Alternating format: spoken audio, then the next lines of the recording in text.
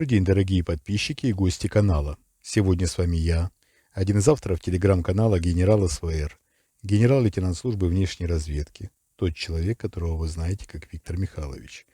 Сегодня у нас четверг, 26 января, выпуск промежуточный. Это последний промежуточный выпуск на этой неделе. Завтра я отвечу на те вопросы, которые вы оставили в комментариях под нашим вчерашним роликом. Напомню, что в комментариях в том ролике, который вышел в среду, вы можете оставлять свои вопросы. Смотрите наши материалы, оставляйте свои вопросы, и завтра, 27 января, я на них отвечу. Так, конечно, сразу хочу поблагодарить всех наших уважаемых зрителей и слушателей, кто уже откликнулся на наше предложение. Я уже увидел, что довольно много вопросов. Большое спасибо за поддержку. Даже задавая вопрос, вы также нас поддерживаете. Для тех, кто имеет желание получить четкий ответ на свой вопрос, практически гарантированно, подписывайтесь в Patreon. Я думаю, всем будет интересно, и там есть возможность у меня отвечать более конкретно на заданные вами вопросы. Итак, начнем. Начнем мы с словесной интернет-дуэли в рамках интернета, даже в основном разыгравшейся на просторах Телеграма. Дуэль между Евгением Пригожиным, лидером ЧВК «Вагнер». Его невозможно назвать хозяином ЧВК «Вагнер». Ну, давайте его назовем.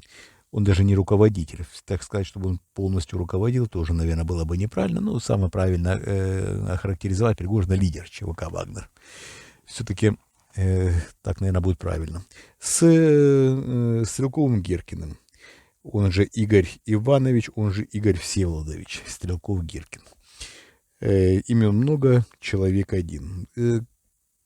В оскорбительной форме в основном проходили до этого общения Стрелкова с Пригожиным. Причем надо отдать должное, Стрелков вел себя более по-джентльменски.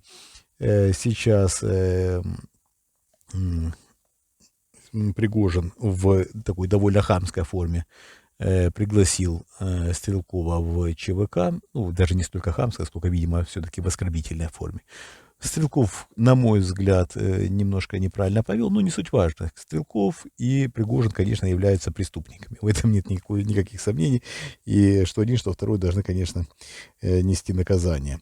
Но вот пока между этими двумя джентльменами удачи, а именно так их можно характеризовать, разыгрался спор. Спор, либо не спор, либо такая, ну, опять-таки, мы это назвали словесная дуэль, и, видимо, так оно и есть. Словесная дуэль была инспирирована окружением Владимира Путина, в частности, братьями Ковальчуками, которые придумали замечательный способ избавиться от назойливого Гиркина. Фактически хотят завлечь таким нехитрым способом Стрелкова в ЧВК и на поле боя решить его судьбу. Если он поможет своими действиями и при этом погибнет, ну, замечательно, по их мнению. Если он будет, что называется, обнулен практически в начале своей деятельности в ЧВК, тоже, по их мнению, неплохо. В общем, это замечательный способ решить проблему. Проблему они называют Стрелкова назойливой мухой и таким образом решают свои вопросы. Глупость, конечно, полная, но я думаю, что эти джентльмены удачи разбираются по-своему, и решения у них соответствующие. Это интересно в том плане, что патриотическая общественность наблюдает за этими перипетиями, и я скажу, что большая ссора, если это все-таки произойдет между Стрелковым и Пригожиным, даже если это не будет сильно вынесено в открытое пространство, даже если это будет общая напряженность, это все-таки повлияет на умы ура-патриотических настроений, и, скорее всего, это будет раскол в их лагере. Скорее всего, это будет так. Ну, я могу предполагать. Уж позвольте мне сделать такое предположение. Это очень интересно, действительно интересно, потому что в гражданском обществе, в российском, полная тишина. Так вот, в болоте интересен даже каждый вот такой Легкий хлюп или как-то еще, да, можно характеризовать эти звуки, не очень, скажем так, культурно, но мы не будем уподобляться некультурным людям. Поэтому давайте следить за этим, это тоже вполне интересно, и будем обсуждать по мере развития событий. Далее давайте перейдем к... Сегодня была очередная массированная ракетная атака по энергетической инфраструктуре Украины. Сейчас даже не столько энергетические объекты, сколько важен сам процесс. Мы уже, опять-таки, акцентировали внимание на то, что украинское ПВО довольно легко справляется с иранскими дронами, с иранскими беспилотными летательными аппаратами, и нет никаких проблем не возникло и сейчас. Если я не ошибаюсь, более 20 иранских беспилотных летательных аппаратов было выпущено на территорию Украины, и все они были сбиты, если я не ошибаюсь, 24. Далее последовала ракетная атака. Сейчас цель беспилотников, определение систем ПВО украинских, и далее ракеты пытаются обойти эти системы. 24 дронов недостаточно для того, чтобы выявить все системы, все слабые места в системе ПВО. Но вот, как и показывает практика, опять-таки, из выпущенных ракет чуть больше 50 было уничтожено порядка 90 или 87%, если мне не изменяет память. Насколько это эффективно, можете судить сами. Погибло, опять-таки, немало, если я не ошибаюсь, по украинским сведениям, 12 человек или 11 погибло в результате этого удара. Особо сильного ущерба этот удар не нанес. Ну, какую-то гадость сделали и радуются, но не сильно. Все-таки более 80% сбитых ракет — это показатель для украинского ПВО плюс, для российских ракет минус.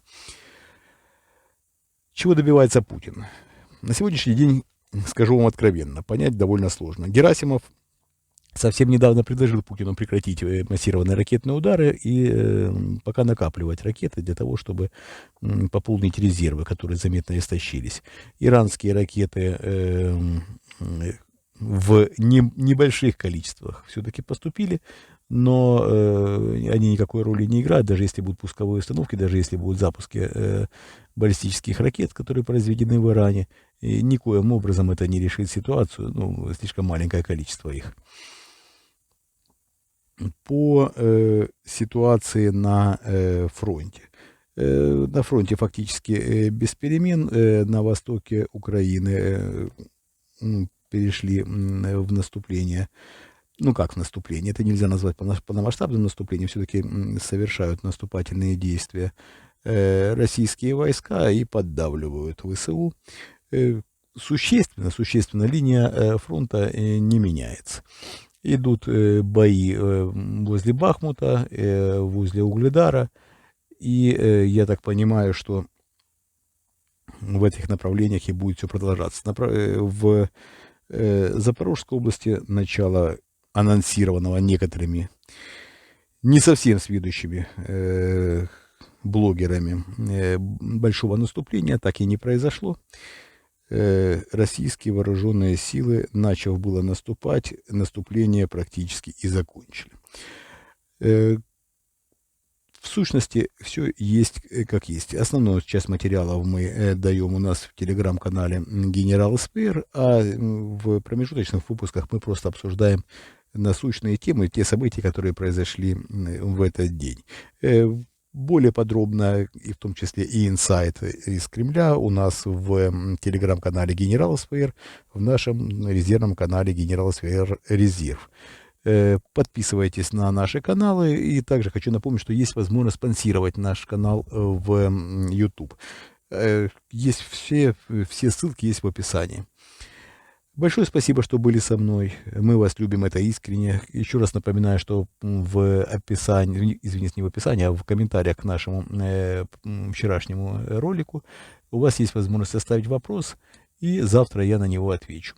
в комментариях к этому ролику можете оставлять любые пожелания, любые предложения, минимум 5 слов, если вы нас поддерживаете.